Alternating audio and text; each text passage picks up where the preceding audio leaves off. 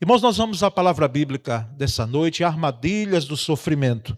Eu convido você a abrir sua Bíblia no Salmo 57 e nós vamos deixar aqui essa palavra, partilhar com a igreja em um tema que por um bom tempo e continua sendo aspecto de estudo pessoal voltado para o tema sofrimento.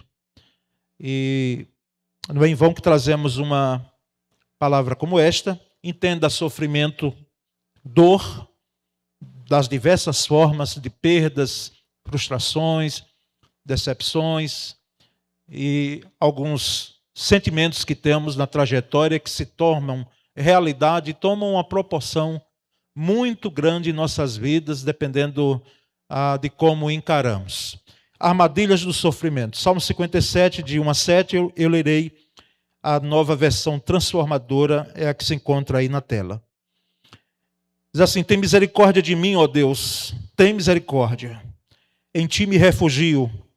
À sombra de tuas asas me esconderei, até que passe o perigo. Em outra versão tem, até que passem as calamidades. Clamo ao Deus Altíssimo, ao Deus que cumpre seus propósitos para mim. Dos céus ele enviará socorro para me salvar e envergonhará os que me perseguem. Meu Deus enviará seu amor e sua fidelidade. Estou cercado de leões ferozes, ansiosos para devorar suas presas humanas. Seus dentes são como lanças e flechas, e sua língua corta como espada afiada. Seja exaltado, ó Deus, acima dos mais altos céus, que a tua glória brilhe sobre toda a terra. Meus inimigos me prepararam uma armadilha. Estou exausto de tanta angústia. Abriram uma cova profunda em meu caminho, mas eles próprios cairão nela. Meu coração está firme em ti, ó Deus.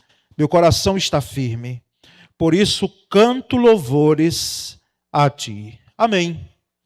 Meus irmãos, o Salmo 57 nasce em um contexto de extrema, de profunda aflição e autoria atribuída a Davi. Ele aqui estava dentro de uma caverna, fugindo do seu sogro que o perseguia para matá-lo. Saul, além de uma doença emocional ou mental, Saul, ele se declarou inimigo do seu genro Davi e queria matá-lo a todo custo. E Davi teve até, nós sabemos muito bem, a oportunidade de tirar a vida do seu sogro em determinado momento, mas não fez, porque temia o Senhor e via Saul, embora desviado, Saul já estava dos propósitos do Senhor, mas via Saul como alguém que foi escolhido por Deus e de fato foi.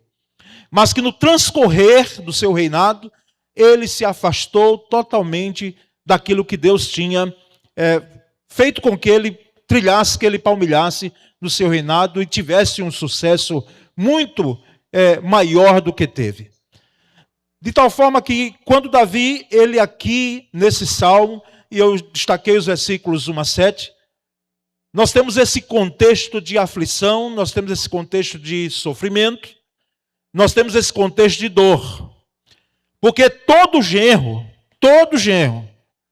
deveria ser muito grato ao sogro, porque deu um presente para você que foi a sua esposa.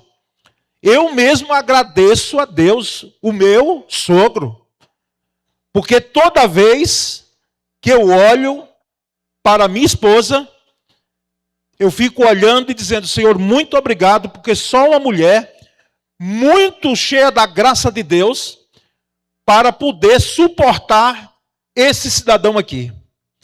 E ainda mais sendo pastor, com as suas vicissitudes, com as suas situações do ministério e muito mais com as implicações pessoais. Porque os conflitos dos líderes, e mais precisamente dos pastores, não são conflitos do próprio ministério. A igreja é bênção. Uma situação ou outra Já não é novidade para mim, depois de tantos anos trilhando no ministério pastoral. Mas ainda conflitos internos se avolumam em determinado momento, porque nós sabemos do compromisso que precisamos ter. Então, nós que somos casados, devemos agradecer a Deus a vida deste homem que nos deu um presente maravilhoso. Então, não são inimigos e nem devem sê-lo. Mas Davi nunca teve e não tinha Saul como seu inimigo. Mas Saul tinha Davi como seu inimigo. E então esse salmo, no versículo 1, por isso que ele faz esse clamor. Davi faz essa oração nesse ambiente de sofrimento e de dor e de aflição. Tem misericórdia de mim, ó Deus. Tem misericórdia. Em ti me refugio, à sombra de tuas asas me esconderei até que passe o perigo. E dos versículos 2 até o versículo 6, Davi declara aqui que mesmo em meio às armadilhas, Deus cumpre seus propósitos e envia socorro, amor e fidelidade. É isso que os versículos de 2 a 6 nos diz. No episódio de Davi de aflição, Deus cumpre os seus propósitos. Os propósitos de Deus não podem ser frustrados. Lá em Jó 42, versículo 2, está claro Jó diante da experiência que teve. Afirmar isso depois, dizendo que Deus tem propósitos que se cumprem a seu tempo. E no versículo 7, último que lemos, nós percebemos que apesar das armadilhas, Davi então decide louvar a Deus. Apesar do sofrimento, apesar da aflição, apesar da dor em ter o seu sogro querendo tirar-lhe a vida, sem ele ter culpa alguma, aqui Davi decide louvar a Deus, engrandecer ao Senhor com cântico. E ele diz, meu coração está firme em ti. Em outras versões diz, meu coração está preparado, ó Deus. Meu coração está firme em ti, ó Deus. Meu coração está firme. Por isso, canto louvores a ti. E em outra versão ele diz, por isso eu canto, eu entoo com a minha voz a ti louvores. Então, essa é a visão desses versículos que nós lemos de 1 a 7. E o louvor aqui não é fruto de circunstâncias favoráveis. Porque se Davi fosse louvar na sua vida, quando tivesse só o triunfo, as vitórias que ele teve, mas também teve muitas calamidades, teve sofrimento, teve dores em sua vida, então essa balança aí, ela poderia pesar muito mais daquilo que nós imaginamos. Porque não quero aqui destacar os sofrimentos que o próprio Davi, ele passou na sua vida, durante o seu reinado, inclusive vendo gente ir embora, morrer por causa de um erro dele, de um vacilo dele. E nós percebemos então que esse canto aqui, esse louvor que brota dos lábios de Davi, do coração de Davi, são louvores que vão além das circunstâncias. São louvores que brotam de uma fé que enxerga além do sofrimento. Uma fé que enxerga além da dor, além do sofrimento. De tal forma, meus irmãos, que o sofrimento por si só, o sofrimento em si mesmo não é uma armadilha. Como não? Pastor, e por que traz o tema? Mas o sofrimento será uma armadilha, dependendo daquilo que você produzir dentro de você. Ou seja, o que você vai fazer com ele. A maneira de você reagir ao sofrimento, eu e você, esse sofrimento pode ser uma grande e perigosa armadilha. As armadilhas do sofrimento são padrões de pensamento ou de comportamento, como eu disse hoje, quem teve acesso ao videozinho que eu gravei dentro do carro, convidando você a pensar comigo nessa noite e tomar atitudes diante do sofrimento. O sofrimento pode descortinar, meus irmãos, um campo de batalha espiritual. pode abrir para nós um campo de batalha, um campo de guerra. Sofrimento pode escancarar para mim, para você, guerras espirituais, emocionais e algumas delas até mentais, que é uma questão muito mais científica, dentro de um laudo científico, mas que pode proporcionar. Alguém diante de sofrimento pode lidar com armadilhas espirituais, emocionais e mentais. Então, o meu objetivo nessa noite é trazer aqui algumas armadilhas. Eu até pensei em algum momento, eu digo, meu Deus, como vai ser uma mensagem com um conteúdo tão profundo? E comecei a burilar e pedir graça de Deus, porque queria trazer uma mensagem só, para não fazê-la numa segunda vez. De forma que nós vamos trazer algumas armadilhas, e não todas elas.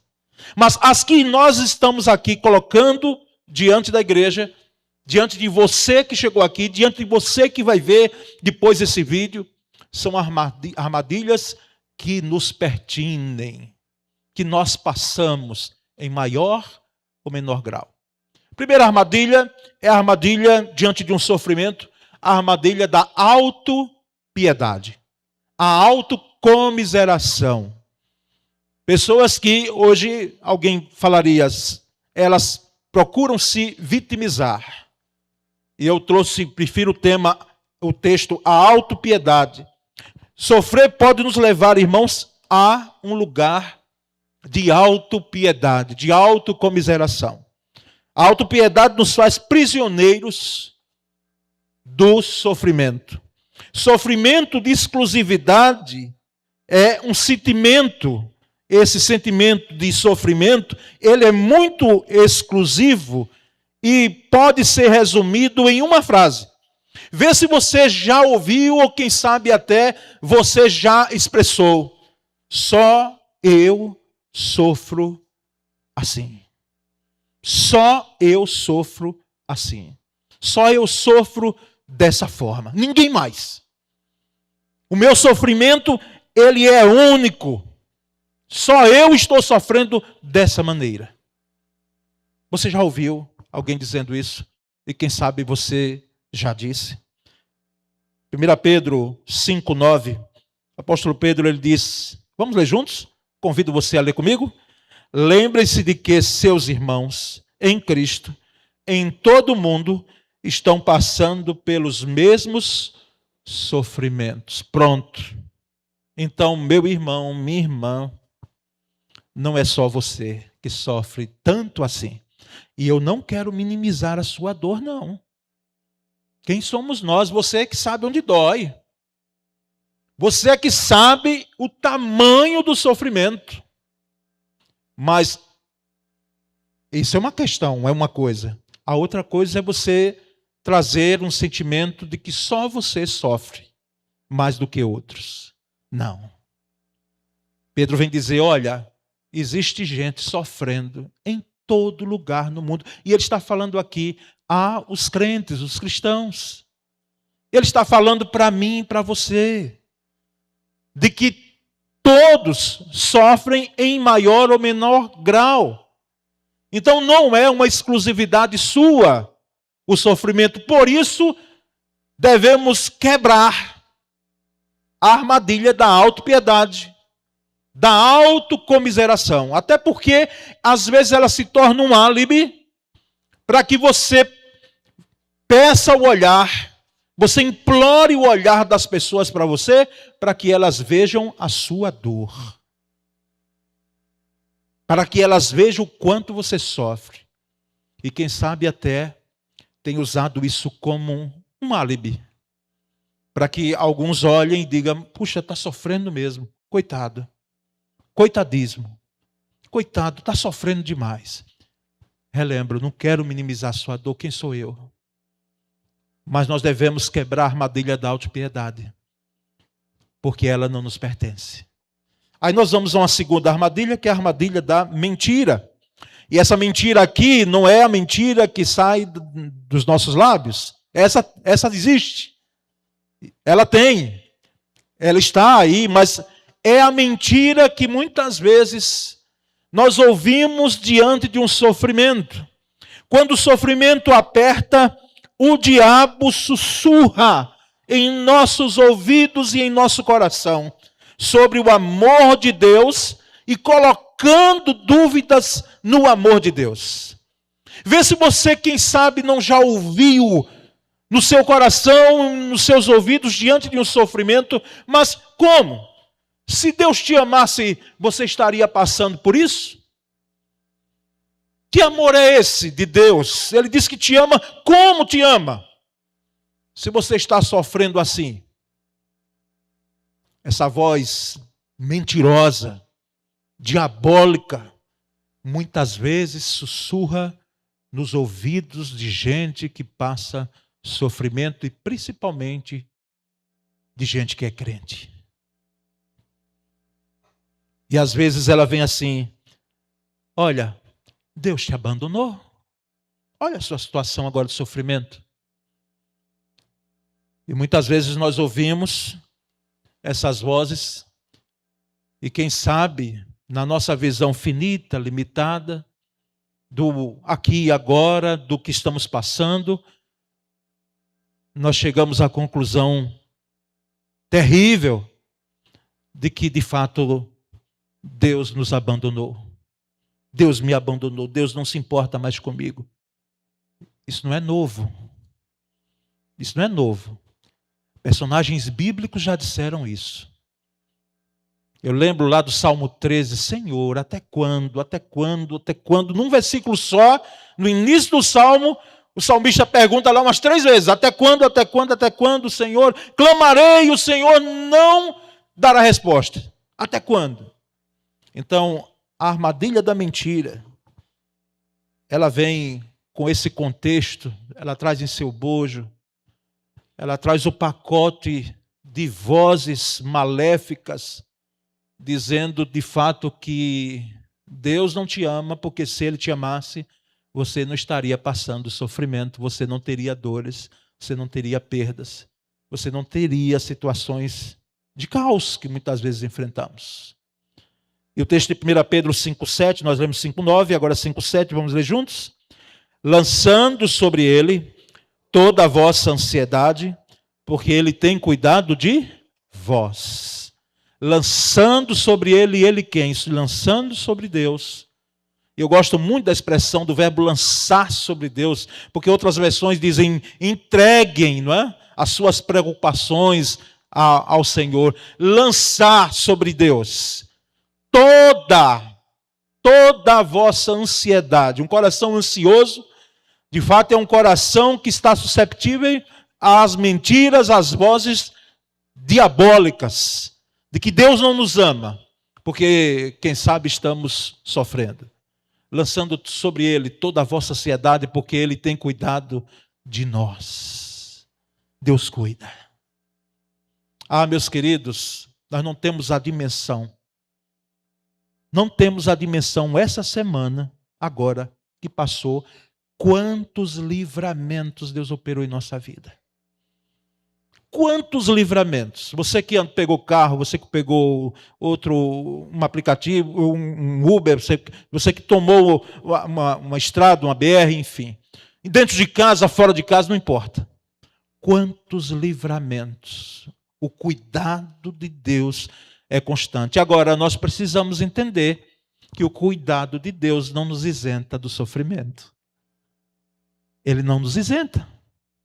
Então, quebre a armadilha da mentira, dessas vozes mentirosas, que diante de um grande sofrimento, aliás, não precisa ser grande não, diante do sofrimento, diante de dores, elas surgem em seu coração e em seu ouvido. Terceira armadilha, a armadilha dos conselhos errados. A armadilha dos conselhos errados. Quando nós estamos sofrendo, irmãos, nós buscamos explicações. Por quê? É uma pergunta inevitável que fazemos. Mas por que, Senhor, agora? Por que isso? E nós, pastores, pastor Júnior, somos indagados. Por que aconteceu? Por que não houve livramento? Por que não houve cura? Por que não houve intervenção de Deus? Porque houve oração, houve jejum, houve contrição, houve busca, mas não aconteceu nada. Por quê?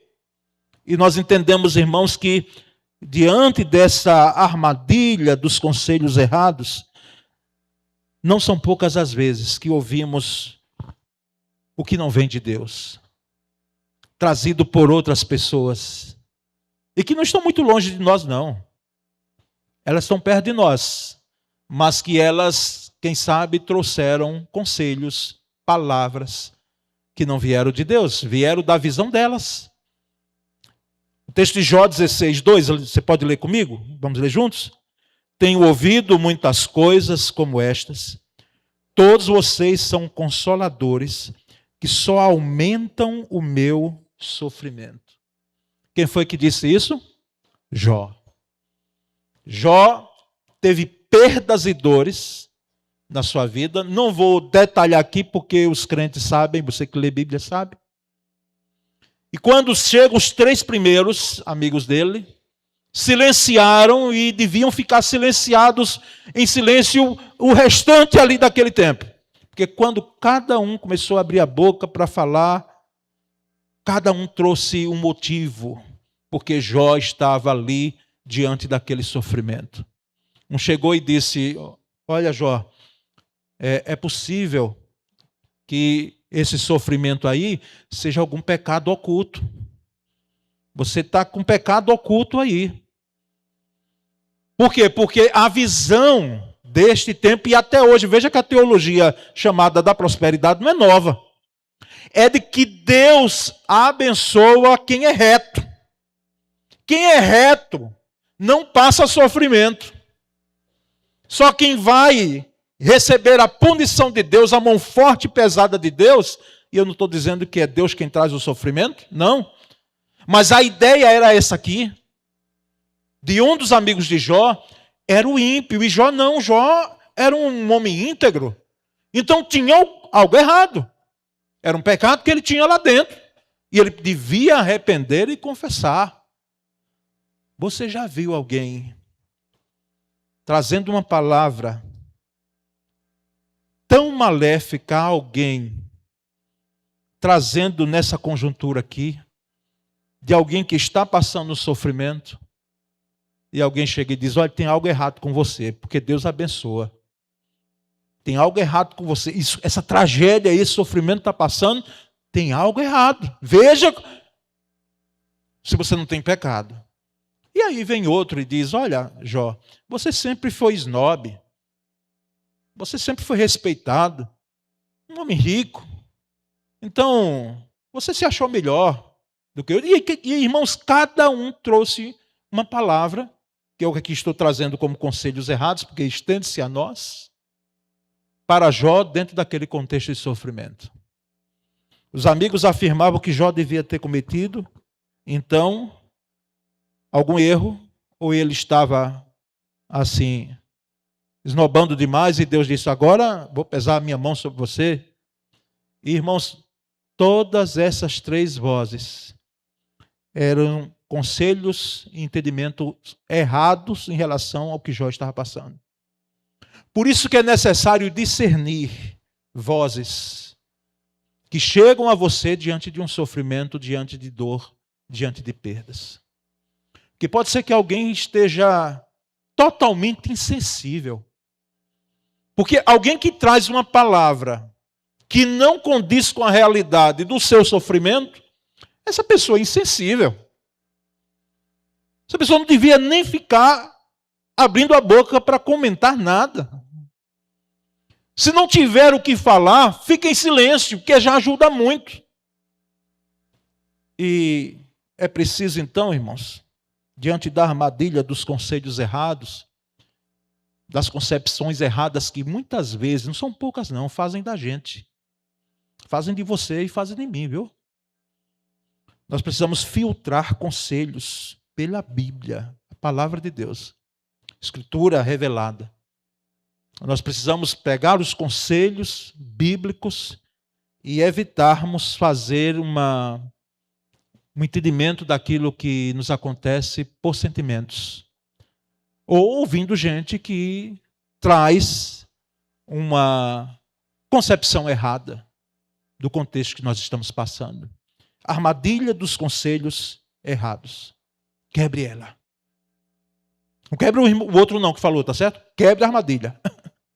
Quebre a armadilha. Não... Faça com que essas vozes, tanto as da mentira, como essas que trazem uma concepção errada da situação que se passa, não dê ouvidos. Outra armadilha, irmãos, é a armadilha da amargura. Vamos ler juntos? Hebreus 12, 15. Cuidem para que ninguém fique afastado da graça de Deus e que nenhuma raiz de amargura brotando cause perturbação e por meio dela muitos sejam contaminados. A dor não tratada, o problema emocional, principalmente a amargura não tratada, ela vai causar doença. Dor não tratada, geralmente, ela desemboca em amargura. Amargura, rancor, ira, descontrolada, mesmo que não se esbraveje. A amargura, ela destrói primeiro você e depois os outros. Um coração amargurado, alguém amargurado, está se autodestruindo e depois vai destruir outros que encostar. Porque parece que essa pessoa amargurada, ela está cheia de espinhos ao redor dela e quem encostar, como um porco-espinho, ela vai, por proteção, soltar as farpas, os espinhos, porque ela diz, eu já sofri demais, eu já me decepcionei demais, eu já sofri demais decepções, alguém brincou comigo, e agora eu quero me defender, ninguém vai brincar com meus sentimentos mais. E é um coração amargurado. Nós entendemos, irmãos, que a amargura destrói relacionamentos e esfria a fé em Deus. Destrói relacionamentos. Um coração amargurado, uma pessoa amargurada, ela vai destruir relacionamentos. Às vezes amizades, meus irmãos, há anos. A amizade está presente, gente que deu o ombro para você chorar. Lhe sustentou, deu uma mão no momento que você mais precisava. Abriu o bolso dela e lhe deu suporte quanto você mais precisava. Mas não é possível, diante de uma amargura, você desconsiderar tudo e dizer, mais nunca quero ver em minha frente, nem pintado de ouro. Porque fez isso comigo e não deveria fazer nunca. Coração amargurado. Ele seca, ele esfria a fé. E ele distorce, um coração amargurado distorce a visão sobre Deus. Uma coisa que é muito séria. Distorce a visão de Deus. Das pessoas, da igreja, dos pastores, dos líderes. Um coração amargurado é um coração que não quer saber mais de ninguém.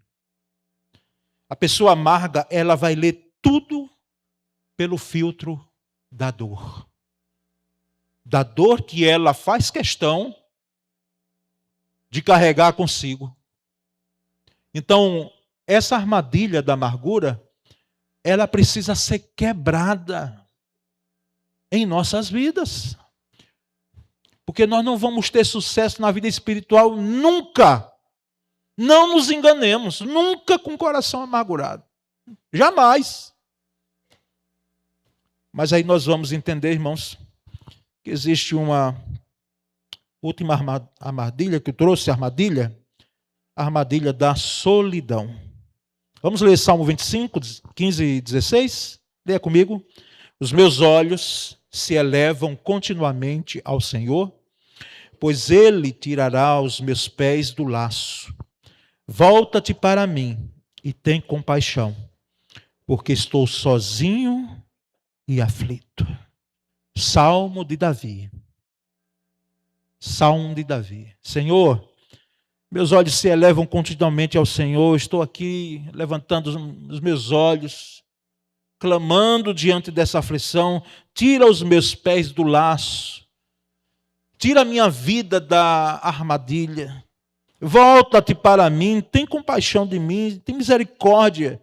Lá no versículo 1 do Salmo 57, ele diz: tem misericórdia de mim, Senhor, tem misericórdia, tem compaixão, porque eu estou agora sozinho e aflito.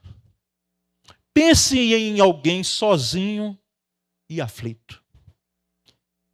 Solitude, eu falando aos unidos em Cristo, na Ruth, né, um tempo desse aí, eu disse que solitude é boa. De vez em quando você sair do burburinho, daquela situação de muito barulho, e fazer como Jesus, lugar calmo, principalmente para orar. Isso é saudável. A solitude. E não é só um jogo de palavras. A ideia de solitude é você ter o seu momento ali. Um momento que você possa ter para refletir, degustar, fazer avaliações da sua vida. Isso é saudável. Agora, a solidão, não, irmãos. A solidão não. A solidão nunca foi. E o medo de algumas pessoas é de ficarem sozinhas.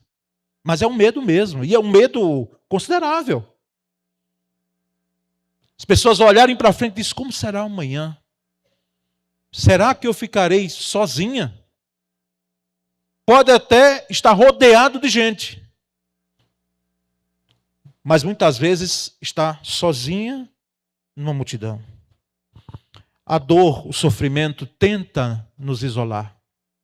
Ele procura nos isolar. Quando nós sofremos, nós começamos a acreditar, através de uma voz também que vem e diz: olha, você passa isso aí. Só você enfrenta isso. E o isolamento vem e ele amplifica. Ele aumenta, assim como esse microfone está aumentando a minha voz. Ele amplifica a dor. Quando a pessoa se isola em uma solidão, principalmente diante de um sofrimento, quem sabe ela está dizendo assim: eu não quero conversa agora com ninguém. Eu lembro de um casal querido que perdeu há anos atrás o seu primeiro filhinho. Pense numa dor, irmãos. E eu lembro que, encontrando esse casal, a esposa só chorava. E o esposo, eu não tive condição, e quando comecei a falar alguma coisa, calei. E só abracei. Só abracei. Porque ali as palavras seriam incipientes, mesmo diante de um Deus que nós cremos que consola e conforta. E o tempo passou. E hoje, quando eu retorno no lugar que eles moram, que eles congregam, porque já foi uma de nossas congregações, eu os vejo envolvidos na obra do Senhor. Eu sei que filho não pode ser substituído por outro. Nós tivemos irmãos aqui que tiveram perda de seus filhos. E nenhum substitui outro. Não, não. Mas por sua graça, assim como aconteceu com Jó, Deus concedeu a ele, a esse casal, a eles, 2 crianças, 2 filhinhos. Então, o isolamento, ele amplifica a dor. E diante de um sofrimento, é tendência nossa buscarmos o isolamento. O sofrimento pode nos afastar de quem mais pode nos ajudar. Mas diante de um sofrimento, nós buscamos a solidão, o isolamento. E Deus nos criou para viver, irmãos, em comunidade. Por isso que o ser humano é um ser gregário. Ou seja, é de estar junto. Não é de estar afastado. É de estar junto. é perto um do outro. É uma comunidade de fé e que nós temos.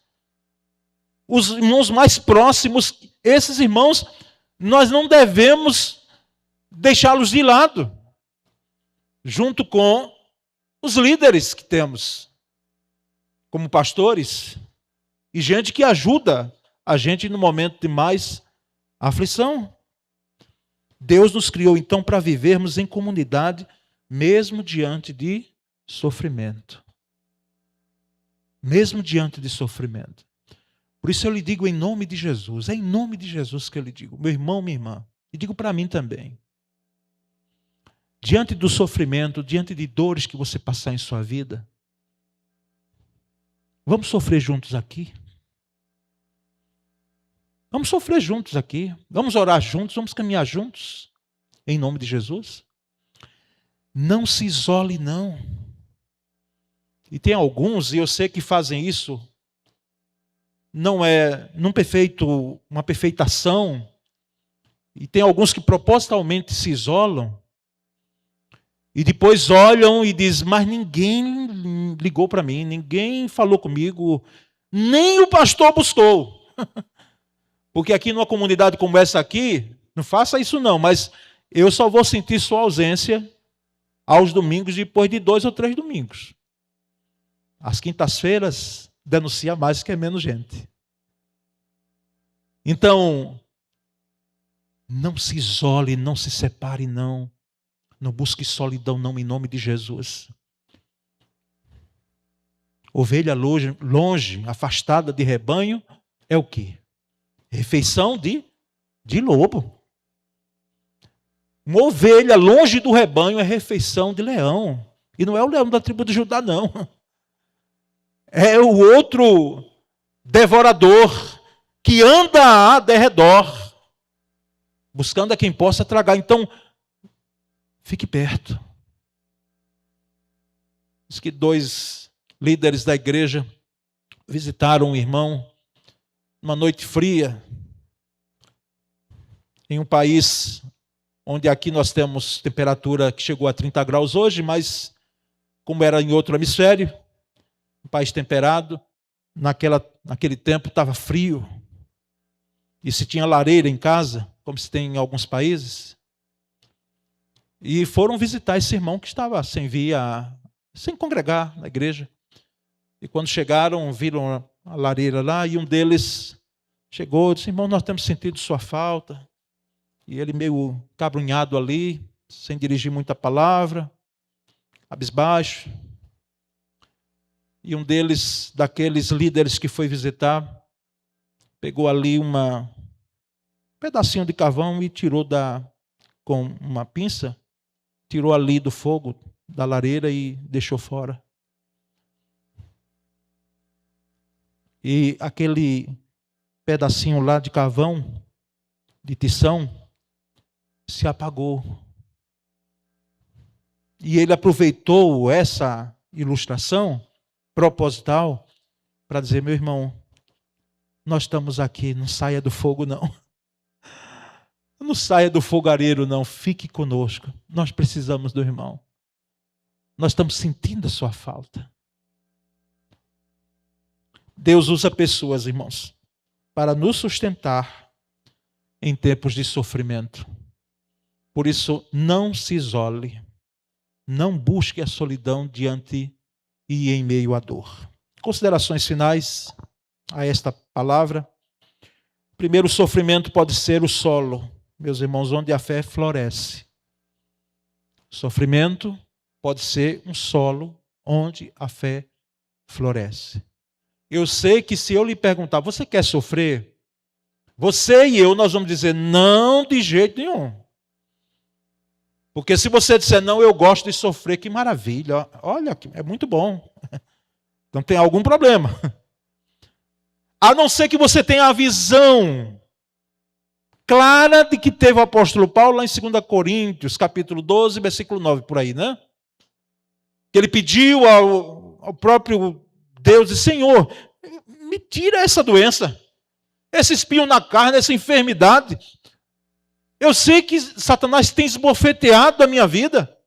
Eu tenho te servido, mas ele está dizendo, olha aí você agora doente aí com essa enfermidade. Me cura, Senhor. E por 3 vezes, o texto diz que ele orou. 3 vezes orou. E 3 é um número muito significativo na Bíblia.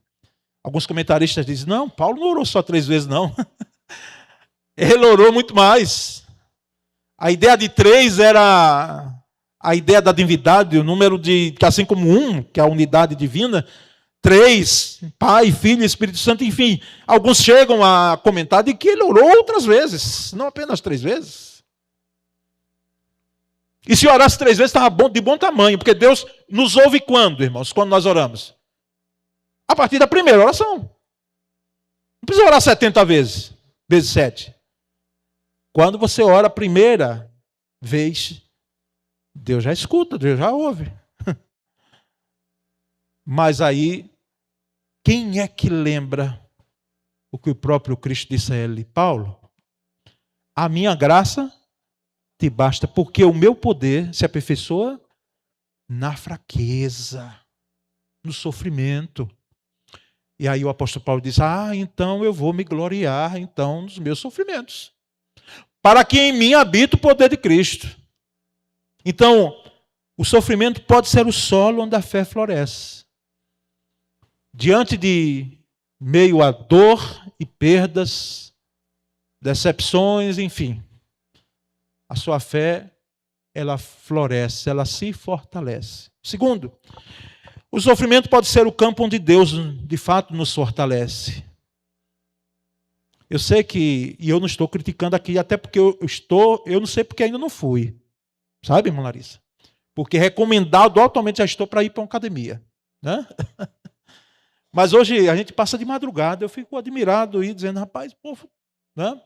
No interior, antes ninguém caminhava tanto naquelas rotas da cidade, naqueles passeios onde hoje as prefeituras fazem, muita gente cuidando da saúde. E eu sei que alguns até buscam os músculos mesmo, físicos, né? Tem uns até que é um negócio meio feio.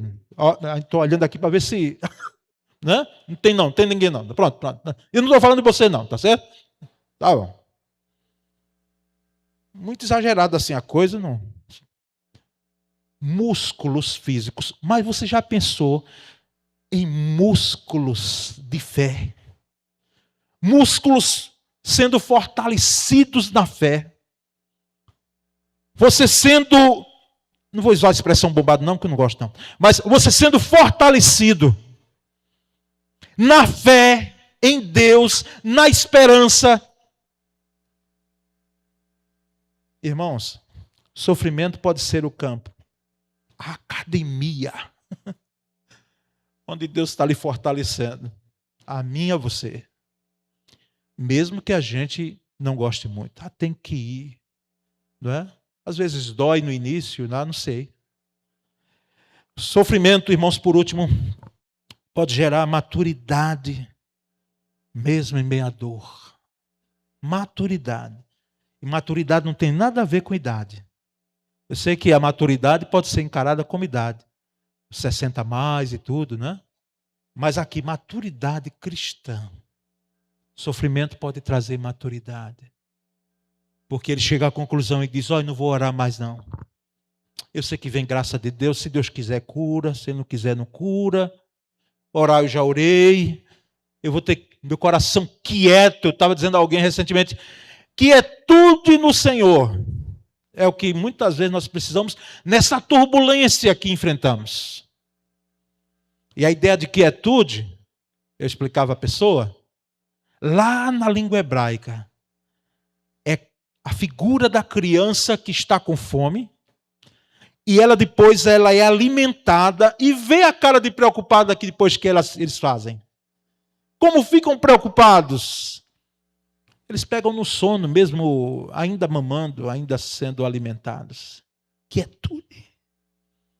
Que não é ficar parado, mas é estar saciado em Deus. O sofrimento pode gerar maturidade cristã. Irmãos, como é uma bênção um crente maduro. Um crente maduro, um pastor maduro. Porque, repito, criancice em crianças é plenamente compreensível.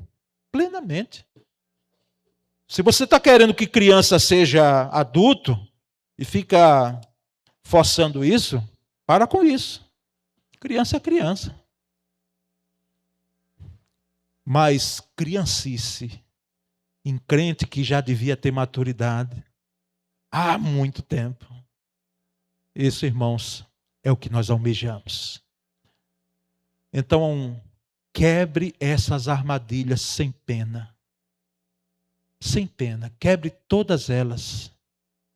Não permita que essas armadilhas, elas possam dizer o rumo da sua vida. Elas possam ter a última palavra, porque tem um cântico que nós cantamos, entoamos, que diz: a última palavra vem de quem?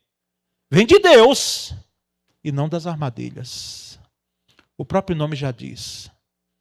Elas são perigosas e elas precisam ser quebradas, tiradas de dentro de nós, porque elas estão aqui dentro, elas não estão fora não.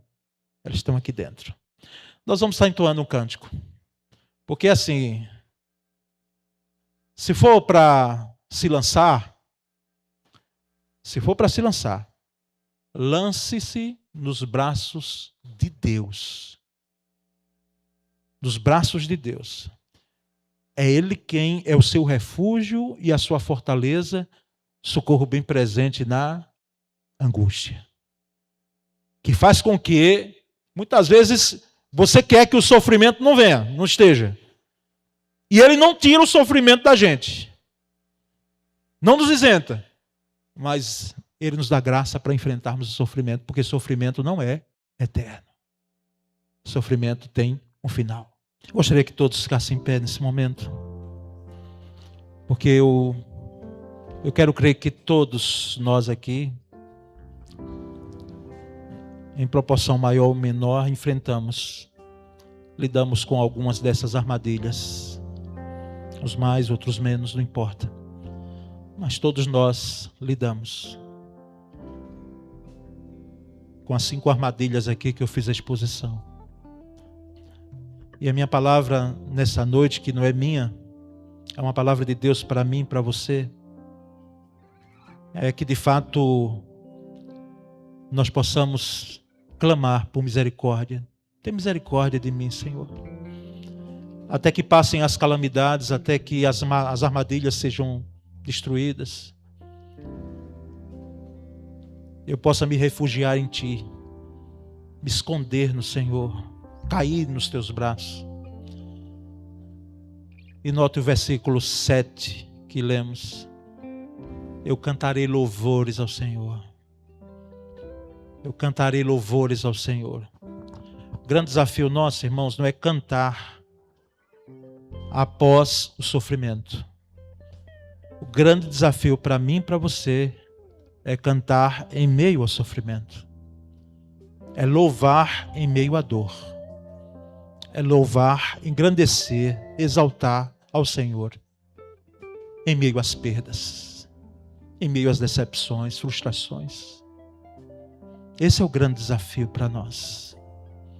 Mas quando temos a dimensão do trono, daquele que se assenta no trono, daquele que é refúgio, daquele que é sublime, maravilhoso, todo-poderoso, aquele Deus que vela, que cuida, aquele Deus que ampara, que sustenta, que dá ânimo, que dá força, que fortalece.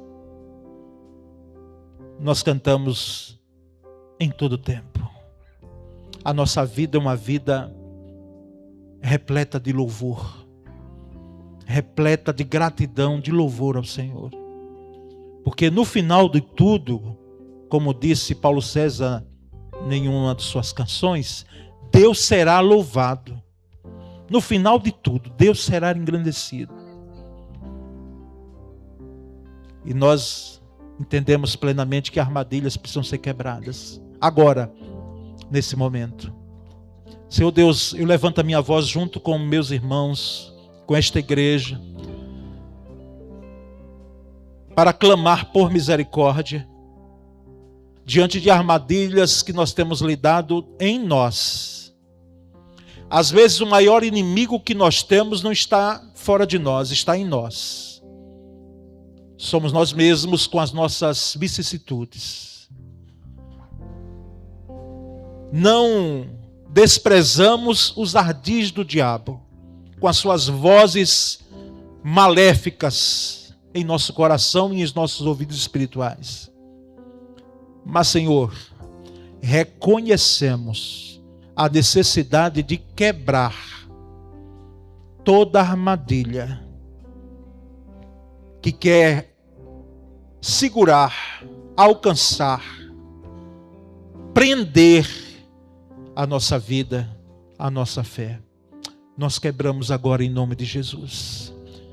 E nós não quebramos com palavras, nós queremos quebrar com atitude. Padrões mentais e comportamentais sejam agora transformados em nossas vidas, para que o Senhor continue sendo o nosso Senhor e o nosso Deus, independentemente daquilo que enfrentamos. Essa é a nossa oração, Senhor, e fazemos em nome de Jesus. Amém.